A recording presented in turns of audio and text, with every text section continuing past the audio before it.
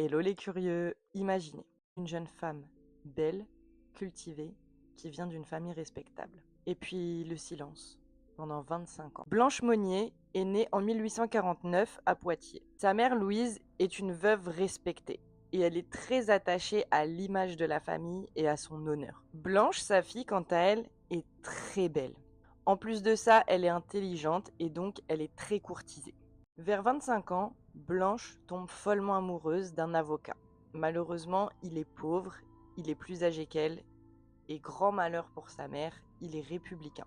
Comme vous l'avez compris, c'est inacceptable pour la maman de Blanche qui lui demande de rompre expressément. Sauf que Blanche est folle amoureuse et elle refuse de quitter l'homme qu'elle aime. C'est alors que la maman prend une décision radicale. Elle va faire disparaître sa fille. Pendant 25 ans, Blanche est enfermée dans la maison familiale.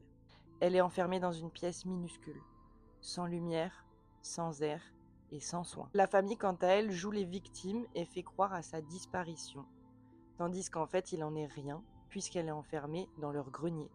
Elle est juste là, derrière les murs, enfermée, pas nourrie, et elle baigne dans ses excréments.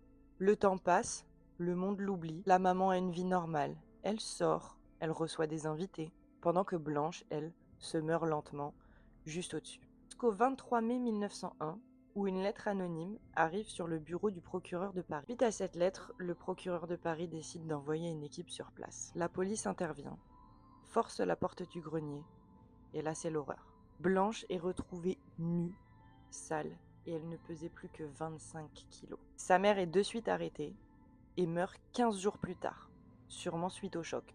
Son frère Marcel, quant à lui, est arrêté aussi, accusé de complicité, mais finalement acquitté. Après toute cette histoire, Blanche ne retrouvera jamais une vie normale. Je rappelle que Blanche a été séquestrée à 25 ans, qu'elle a été retrouvée 25 ans après, donc elle avait 50 ans lorsqu'elle a été internée en hôpital psychiatrique, où elle finira ses jours d'ailleurs, puisqu'elle meurt en 1913 à l'âge de 64 ans.